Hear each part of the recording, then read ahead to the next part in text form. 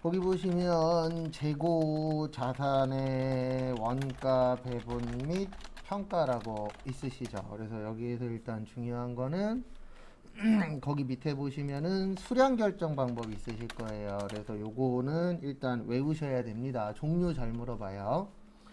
그래서 계속 적는다 그래서 뭐라 그래요? 계속 기록법. 그 다음에 창고 가서 확인한다 뭐라 그래요? 실지 재고 조사법 또는 실재라고 나올 때도 있어요. 똑같은 겁니다. 그 다음에 둘이서 섞어 쓰는 걸 뭐라 그래요? 혼합법. 그래서 이렇게 세 가지로 되어 있으세요. 참고하시고 네.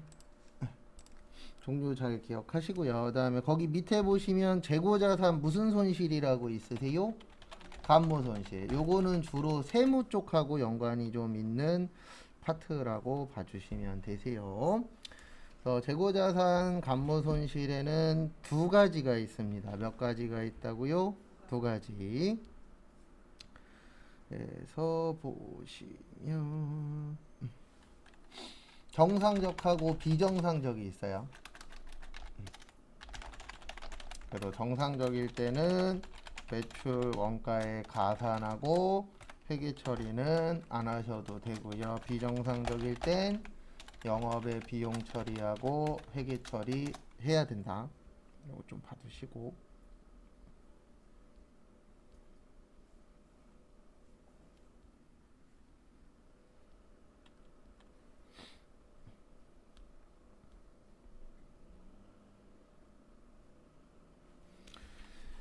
그 다음에 나머지는 필요 없고 127페이지 밑에 보시면 박스 있어요. 거기에 별표 3개. 요 부분은 이해를 하셔야 됩니다. 쪽지시험 이런 건 안 봐요. 그 파트 자체는. 그래서 보시면 재고자산 가격의 결정이라고 있습니다. 그래서 요거는 남는 거 물어보는 거예요. 그래서 거기 밑에 보시면은 제일 처음에 미착 상품이라고 있습니다. 미착의 뜻이 뭐죠? 아직 도착 안 했다. 그래서 두 가지가 있어요. 선적지 인도 조건하고 도착지 인도 조건. 선적의 뜻이 뭐예요? 선적은 물건 싣는 거예요. 도착지는 말 그대로 도착했을 때. 그래서 선적지 인도 조건은 선적하면 물건을 실으면은 요때 매출이 되는 겁니다. 그 다음에 도착지는 뭐 했을 때 매출이 되는 거예요? 도착했을 때. 그래서 요즘에 우리가 이제 코로나 때문에 배달 음식 이런 거 많이 시켜서 드시잖아요. 그건 대부분 도착지 인도 조건이에요. 도착을 해서 내가 받아야만 뭐가 되는 거예요? 판매가 되는 거. 내가 받아서 그때 계산하잖아요. 요게 도착지 인도 조건이고, 만약에 선적지 인도 조건이 되면 이런 문제가 생겨요. 배달하시는 분이 오다가 쏟았어. 그래도 그거에 대해서 배상을 받아요, 못 받아요? 못 받아요. 왜냐면 선적만 하면 끝이니까. 그래서 우리 일반적인 거래들은 대부분 다 요거예요. 도착지 인도 조건. 그래서 도착해서 물건 보고 괜찮네 그러면 그때 결제하거나 그때 확정을 짓잖아요.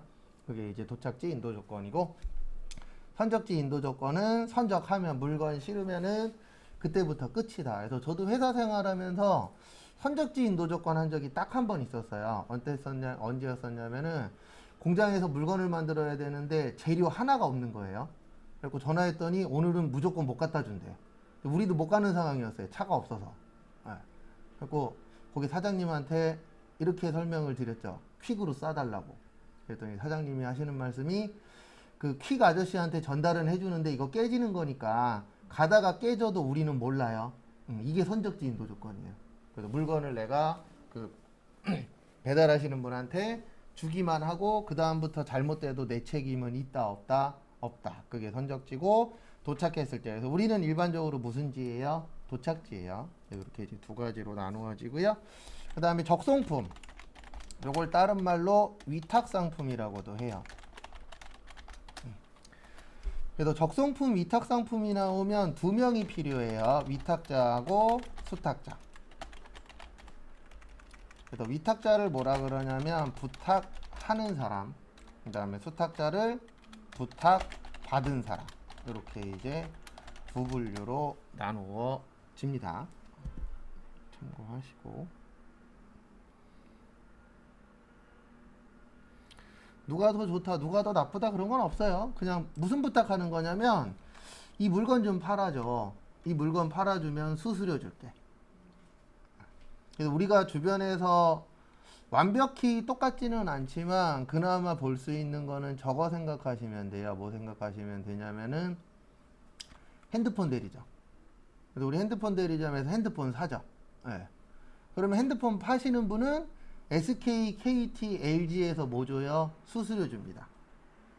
그래도 그나마 우리 주변에서 볼 수 있는 것들은 그런데, 아니면 이제 뭐 삼성전자 대리점 같은 데들 있잖아요. 그거 물건 팔고 뭐 받아요? 수수료 받죠, 사이에서. 네, 그런 개념이라고 보시면 돼요. 그래서 요거는 수탁자가 판매해야 매출이 되는 거예요. 왜냐면 위탁자는 파는 사람이 아니에요. 뭐만 하는 사람이에요? 부탁만 하는 거예요. 이 물건 팔아주면 돈 줄게. 너네가 좀 팔아줄래? 이런 식으로. 그래서 참고하시기 바랍니다.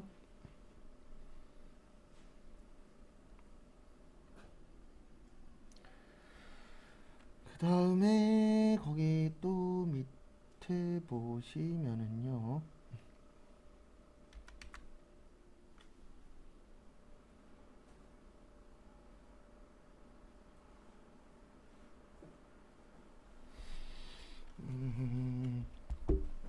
시송품, 요거는 이제 다른 말로 시용상품이라고도 해요. 그래서 시용의 뜻이 뭐냐면 용자가 쓸 용자예요. 그래서 결론은 써보고 사는 겁니다. 그래서 요거는 상대방이 구매 의사를 표시하면은 팔렸다라고 보시면 되세요. 그래서 대표적으로 저거 생각하시면 돼요. 뭐 생각하시면 되냐면 요즘 홈쇼핑에 보면 뭐 이런 거 있잖아요. 본품 뜯지 마시고 샘플 보내드릴 테니까 샘플 써보시고 마음에 드시면 못 뜯으세요? 본품 뜯으세요. 아니면 일주일간 묻지도 따지지도 않고 반품 받아줄 테니까. 그런 식으로도 물건 판매하잖아요. 그게 시송품, 시용상품입니다. 그래서 그 미국의 아마존 있죠. 아마존은 제가 알기로 6개월 동안 반품 가능해요. 6개월 동안 반품하고 나서 매출액은 30%가 늘었고 반품률은 10%가 늘었대요. 그러면 20% 정도 이익이 나는 거죠. 근데 우리나라에서 하면 제 장담하는데 망합니다. 우리나라 사람은 만약에 6개월이야 그러면 5개월 29일 쓰고 반품할 사람들이기 때문에 우리나라에서 그렇게 팔았다가 뭐예요? 망해요.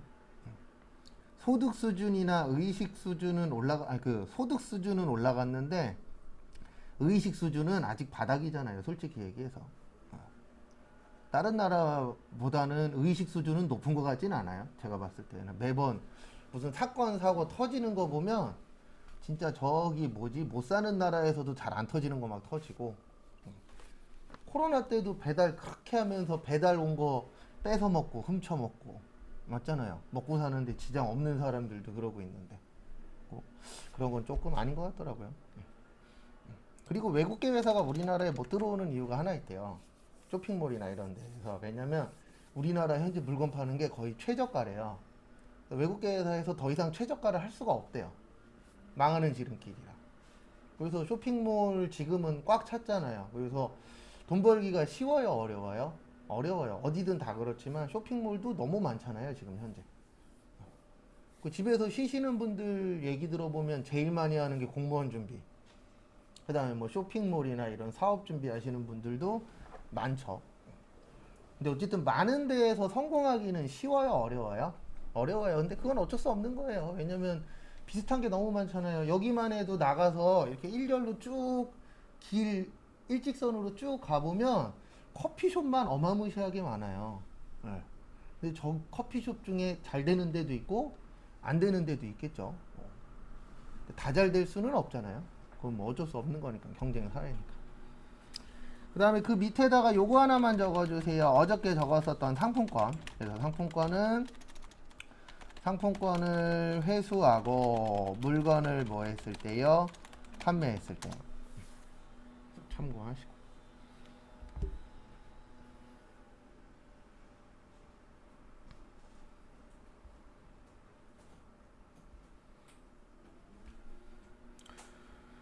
그다음에 다음 페이지 128페이지. 128페이지는 다 돈과 관련된 거예요. 아까 봤었던 거는 대부분 다 수량과 관련된 거고 지금부터 볼 파트는 돈과 관련된 겁니다. 그래서 보시면은요. 128페이지는 단가 관련된 겁니다. 우리 수량도 중요하죠. 그 다음에 뭐도 중요해요? 단가도 중요해요. 얼마냐도 중요하잖아요, 우리. 그래서 단가 관련돼서 보시면은요. 거기 보시면 개별법이라고 있어요. 개별법은 가장 정확합니다.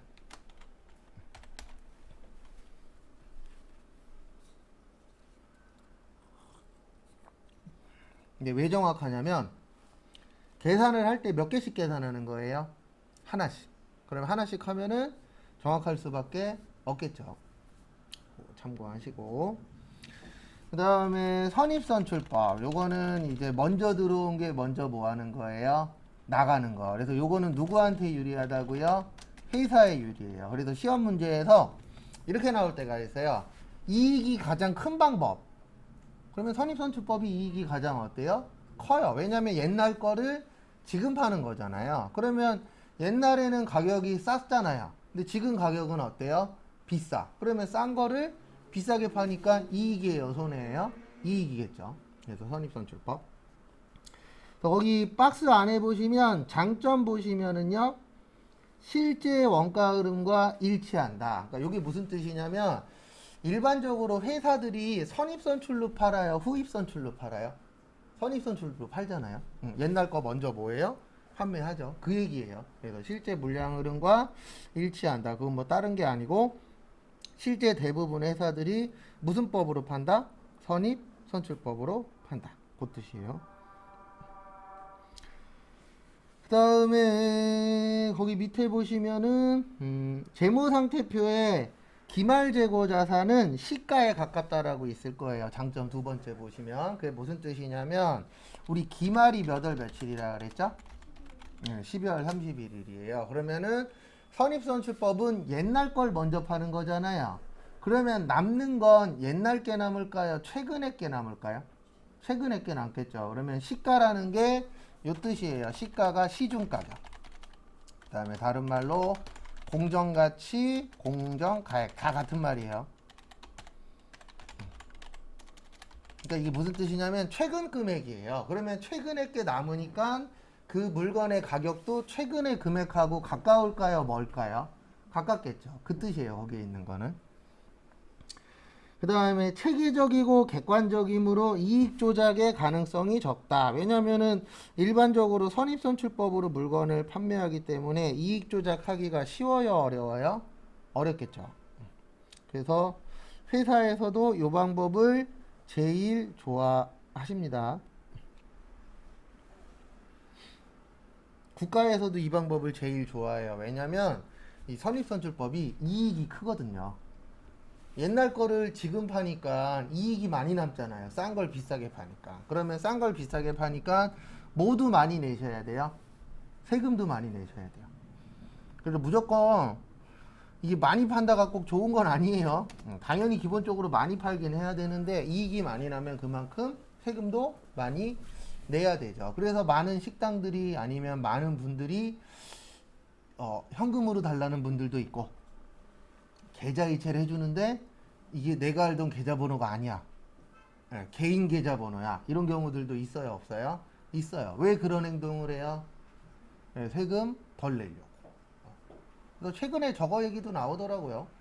무슨 얘기도 나왔냐면 실업급여, 부정수급. 20%인가 30%가 부정수급이래요. 더 돼요. 제가 봤을 때 못해도 반 정도는 부정수급이라고 보는 게 맞아요.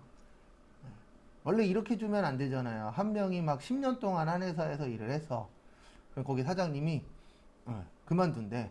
너 10년 동안 고생했는데 실업급여라도 받을래? 이렇게 하는 회사들도 실제 있어요, 없어요? 있어요.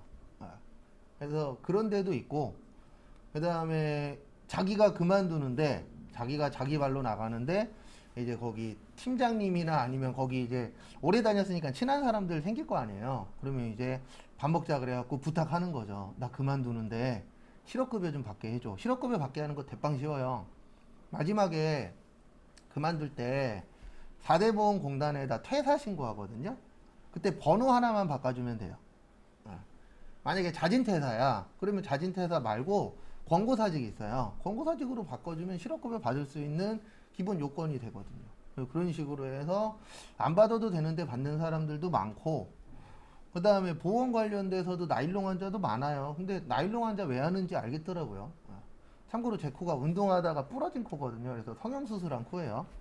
그 성형수술, 그러니까 부러져서 한 9일 정도 병원에 입원을 했었는데,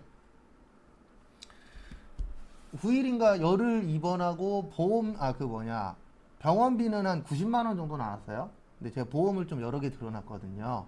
400 나왔어요. 그럼 300 정도가 남았죠. 열흘 입원하고.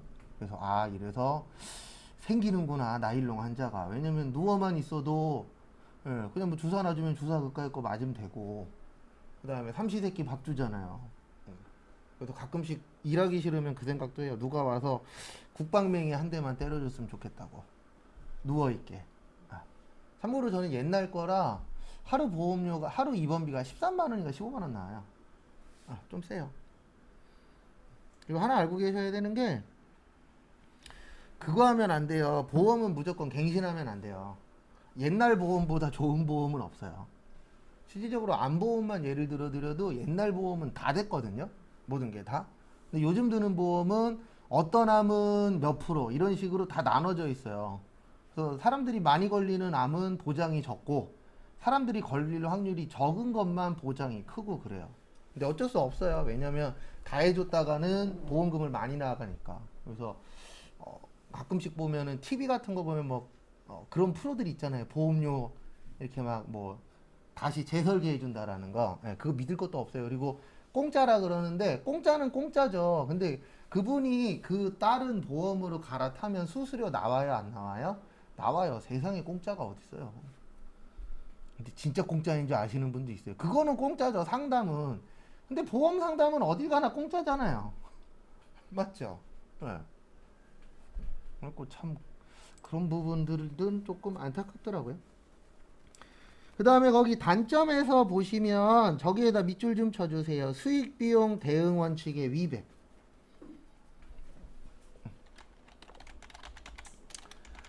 수익 비용 대응이라고 있어요. 이게 뭐냐면, 돈을 벌면 뭐 써야 되죠?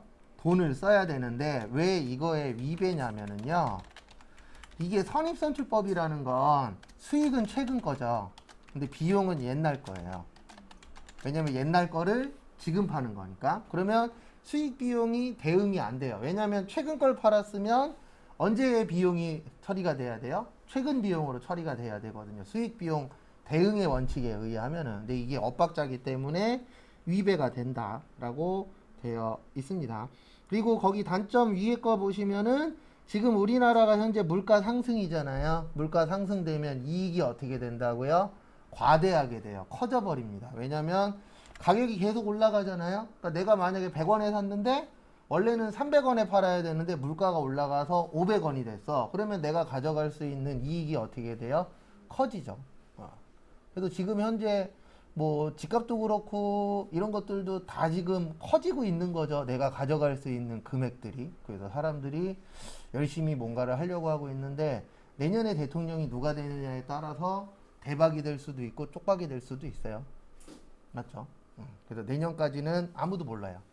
근데 내년 돼서 누가 대장이 될 거냐에 따라서 집값이 더 오를 수도 있고, 아니면 폭삭 망가질 수도 있고. 근데 제가 봤을 때 내년은 아니어도 일정 지역 빼놓고는 떨어질 거예요. 근데 떨어질 수밖에 없는 게, 지방에 있는 아파트들 보면 가격 비싸요? 일부 지역은 비싸요. 근데 구석으로 빠지면 싸요. 왜냐면 구석으로 빠지면 팔리질 않아요. 그러니까 인천이든 서울이든 수도권이든 아마 교통이 어떠냐에 따라서, 그다음에 주변이 어떠냐에 따라서 가격이 더 오르는 데도 있고 가격이 떨어지는 데도 생길 건데, 문제는 떨어지는 데들이 기하급수적으로 떨어질 확률이 좀 있어요. 왜냐면 실제 저는 그걸 봤었거든요. 지금 김포 발전돼 있잖아요. 제가 예전에 김포에서 일을 했었는데, 수강생분 중에 한 분이 잘 사세요. 원래 강남에 살다가 좀 뭐 애들 뭐였나 어쨌든 문제가 좀 있어갖고 김포로 왔었는데, 집이 50평이었거든요. 아파트 6억인가 7억에 샀는데 안 팔리는 거예요. 그 당시에는 이제 뭐 김포가 그렇게 발전될지 몰랐으니까 안 팔려갖고 1년 후에 1억인가 2억 내려서 팔았어요. 그러니까 가격 떨어지는 건 별거 없어요. 내놨는데 안 팔려. 그럼 가격 떨어지는 거고. 가격 오르는 것도 별거 없어요. 내놨는데 팔려. 그러면 가격 뭐 하는 거예요? 오르는 거예요. 근데 만약에 인천 집값이 10억이 됐어. 누가 살 건데요?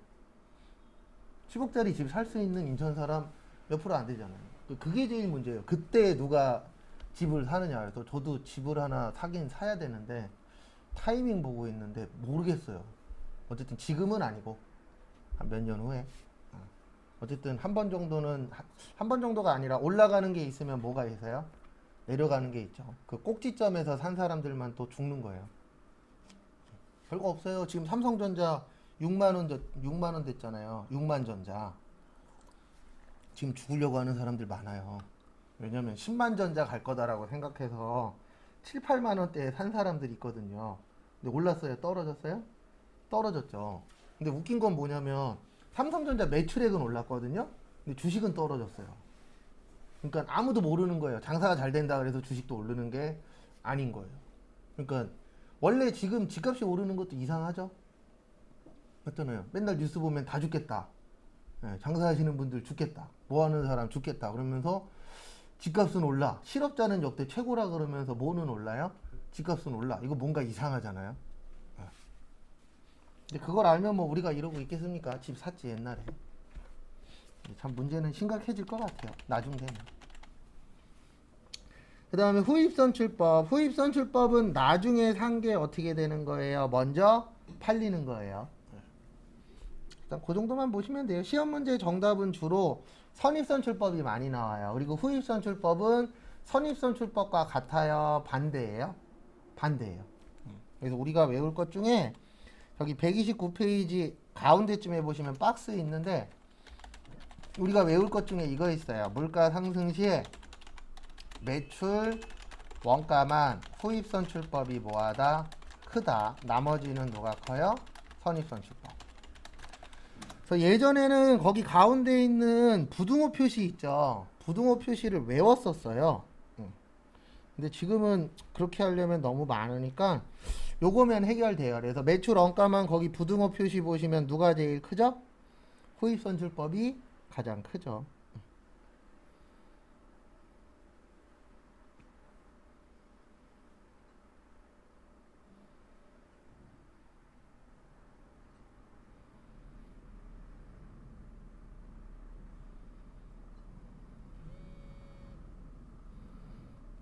그래서 참고하시기 바랍니다.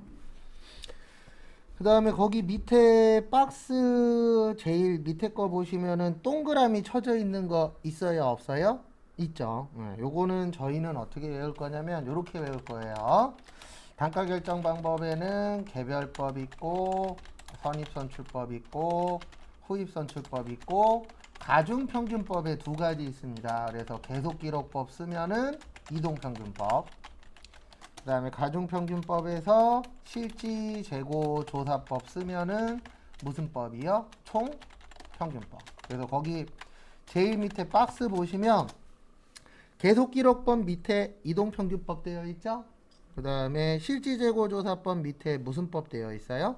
총평균법. 네, 요게 무슨 뜻이냐면은 계속기록법에서는 이동평균법을 계산할 수 있고, 그 다음에 실지재고조사법을 활용하면 총평균법을 뭐 할 수 있다? 계산할 수 있다. 그 뜻이에요. 근데 이거 시험 문제 왜 나오냐면 시험 문제 이렇게 나와요.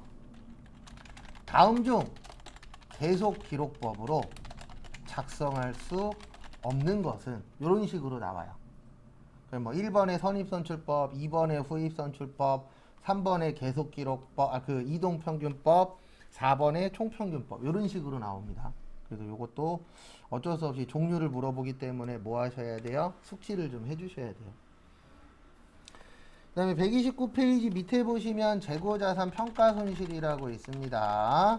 또 공부하실 때 용어의 정리가 좀 중요해요. 아까 간모는 수량 부족이에요. 무슨 부족이요? 수량 부족. 그 다음에 평가는 돈 맞추는 거예요. 근데 돈을 왜 맞추냐면 우리가 모든 가격이 올 수도 있지만 뭐 할 수도 있죠?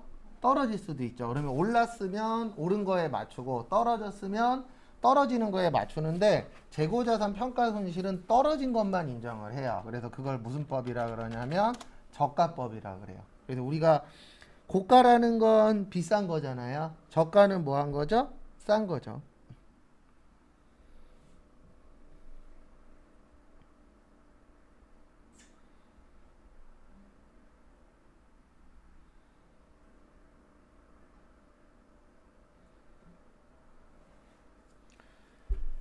참고하시기 바랍니다. 그래서 재고자산 평가손실은 무슨 법이요? 저가법. 그래서 금액이 높다, 낮다, 낮다. 그래서 금액이 낮아지면 이익이에요, 손해예요? 손해예요. 그래서 이익은 없어요, 여기는. 왜 그러냐면 무슨 법을 쓰기 때문에 저가법. 그 다음에 교재는 쭉 넘어오셔서 138페이지.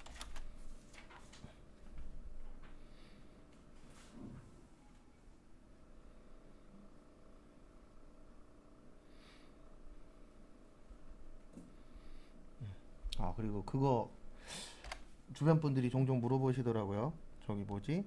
카드 더 쓰면 뭐 10만 원 준다 했잖아요. 오늘 기자가 잘 썼는데 2배 써야 돼요. 평소 쓰던 거에. 그러니까 그 10만 원 받으려고 노력하지 마시고 그냥 신청만 해놓고 쓰세요. 그러면 1,000원이든 500원이든 줄 거예요. 근데 일반적으로 10만 원 받으려면 2배 써야 돼요. 왜냐면 기준값이 내가 평소에 쓰던 게 기준값이거든요. 무조건 그거보다 많이 써야 돼요. 그래서 사람들이 뭔가 오해를 하는데 절대 국가가 일반적인 분들한테 우리가 그 허점을 모르면은요 허투루 돈을 주지 않아요. 또 저희 장모님도 물어보시더라고요. 문자가 왔는데 이게 뭐냐고 2배 쓰시면 된다고 그랬더니 신청 안 하겠다고 그 얘기 하시더라고요. 그 다음에 비유동자산 그러면 몇 년 넘는 거세요? 1년 넘는 거예요. 그래서 투자자산, 유형자산, 무형자산, 기타, 비유동자산 이렇게 몇 가지로 나누어지세요? 4가지. 그래서 투자자산에선 2가지 알고 계셔야 돼요. 우리 오늘 쪽지 시험 볼 것 중에 매도 가능 증권 있었죠? 그 다음에 투자부동산. 저기에 있어요. 138페이지에.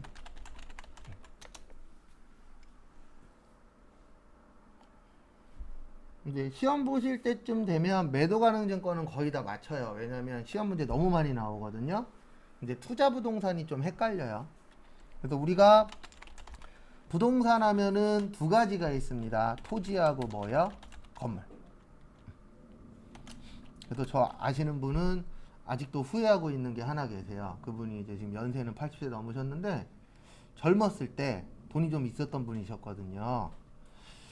주변 분이 강남에 지금처럼 강남 되기 전에 포도밭이었대요. 포도밭 시절에 손잡고 데리고 갔대요. 여기 발전될 거니까 사라고. 근데 그분이 뭐라 그랬냐면 뭔 포도밭이 발전이 되냐고 안 샀대요. 네. 왜냐면 우리 그런 걸 다 볼 수는 없잖아요. 네. 저도 예전에 김포 옆에서 수업할 때 김포가 그렇게 발달할 줄 알았으면 김포에 땅 좀 샀죠. 그렇게 치면 다 부자 되죠. 뭐. 그렇고 후회한다고. 그분 아마 거기 땅 샀으면은 지금 뭐 몇천 배, 몇만 배는 벌었겠죠. 그 당시에 땅값 얼마 안 했을 때니까. 근데 모르겠어요. 저희 집안은 부동산으로는 안 돼요. 저희 어머니도 보면 저희 부모님도 최종 2군데 딱 정해놓고 여기로 이사 갈 거냐 저기로 이사 갈 거냐 해서 우리가 선택한 데는 만약에 2배 올랐어. 그럼 우리가 선택 안 한 데는 4, 5배 올랐어요. 이거는 집안 내력인 것 같아요. 부동산으로는 안 되고 그냥 저거복만 있어요. 돈복은 모르겠고 일복은 있어요. 네, 일복은 있어요. 그러니까 일복으로 버티는 집안. 근데 일복도 없는 분도 있어요. 그러니까 그것만으로도 다행이라고 생각은 해야죠. 일복으로 버티는 집안이지 이게 돈복은 없더라고요. 그리고 몇 번 이렇게 찬스가 있었는데 꼭 딴 거 고르면은 거기는 재개발되고 여긴 재개발 안 되고 막 이런 상황. 그래서 그냥 뭐 부모님 사시는데 지장 없고 그다음에 뭐 아들 둘 장가 보내고. 근데 그게 부동산이 됐었으면은 더 많이 벌긴 했겠죠. 근데 그것도 운이에요. 어떻게 보면 안 되는 사람은 뭘 해도 안 되더라고요. 그래서 부동산은 크게 두 가지로 나누어져요. 영업용하고 비영업용 또는 투자용. 그래서 영업용이라고 나오면 토지 건물이고요. 투자용이라고 나오면 무슨 부동산이요? 투자 부동산. 이렇게 두 가지로 나누어지는데 이게 왜 어렵냐면 저희가 공부할 때 90% 이상은 이거예요. 토지 건물. 그리고 간혹가다 한 번씩 투자 부동산이 나와요. 그래서 투자 부동산이 있다라는 건 아는데 답에다 투자 부동산이라고 써요? 토지 건물이라고 써요? 토지 건물이라고 써요. 왜 그러냐면 내 기억 속에서 투자 부동산이라는 게 없어질 때쯤 나와요. 그러니까 잘 안 내요. 한 3, 5년에 한 번 정도. 그래서 이렇게 보시면 돼요. 이런 종류의 시험 문제를 맞추면 80점 넘는 거고요. 요거 못 맞추면은 70이냐 60이냐 싸움이 되는 거예요. 그래서 제가 봤을 때 시험 보러 오시는 분 중에 8, 90%는 다 공부하고 옵니다. 대부분 다. 공부 안 하고 오는 사람은 몇 명 없어요. 근데 공부 안 하고 오는 사람도 있긴 있어요. 근데 많지는 않아요. 제가 봤을 때. 근데 이 시험은 진짜 잘 만든 게 떨어지면 대부분 다 60점대로 떨어져요. 그리고 열받아갖고 두 달 후에 시험 또 보죠. 열받으면 둘 중에 하나예요. 두 달 후에 또 보든가 아예 포기하든가. 근데 대부분 간당간당하게 떨어뜨려요. 많이 차이도 안 나요. 막 1점, 2점. 아니면 한 문제, 두 문제. 막 이렇게 차이 나게 해서 떨어뜨리더라고요. 그래서 70점으로 붙으신 분들한테 물어봤더니 닭살 돋는데요. 행복해서. 왜냐면 70점이면 붙었잖아요. 그러면 더 이상 이 공부할 필요 있어요? 없어요? 없죠. 그러면 기분 좋잖아요. 69점으로 떨어지면 뭔가를 집어 던지고 싶을 거예요. 제가 그렇게 해서 떨어져 봤으니까. 진짜 열받아요. 내가 공부를 많이 했든 적게 했든 이런 걸 떠나서 1점 차이로 떨어지면 진짜 열받아요. 그 공무원들은 막 0점 몇 점으로 떨어진다면서요. 그 진짜 화나겠죠. 왜냐면 자기 인생이 바뀌는 건데. 옛날하고 다르잖아요. 요즘엔 구급 공무원들도 학교에서 현수막 붙여줘요. 구급도 되기가 힘드니까. 예전에는 7급, 5급 돼야 현수막 붙여줬는데 요즘에 9급만 돼도 학교에서 현수막 붙여줘요. 자랑스러운 무슨 일 해갖고. 옛날하고 달라요. 요즘 공무원들은. 그래서 근데 그런 것도 있을 것 같아요. 전 이거 예전부터 생각했었던 건데 나중에 경찰들이 범인 못 잡을 것 같아요. 왜냐면 지금 경찰들은 운동에서 들어간 사람들이 아니잖아요. 운동 어느 정도 하긴 하지만 대부분 운동보다는 뭘 더 잘해요? 공부를 더 잘해요. 그래서 나중에 경찰들이 범인 못 잡았다라고 뉴스에 나올 수도 있어요. 왜냐면 가면 갈수록 체력이 떨어지는 건 맞으니까. 지금 제가 알기로 학교에 체육 시간 몇 시간 안 될걸요? 몇 시간 안 될 거예요. 한자는 아예 없어졌고, 한자 수업은 아예 없어졌고, 없어요, 수업 자체. 아예 없어졌고, 제가 알기로 체육 시간도 얼마 안 될 거예요. 과거에 비해서는. 그 다음에 142페이지 조금만 보고 쉴게요.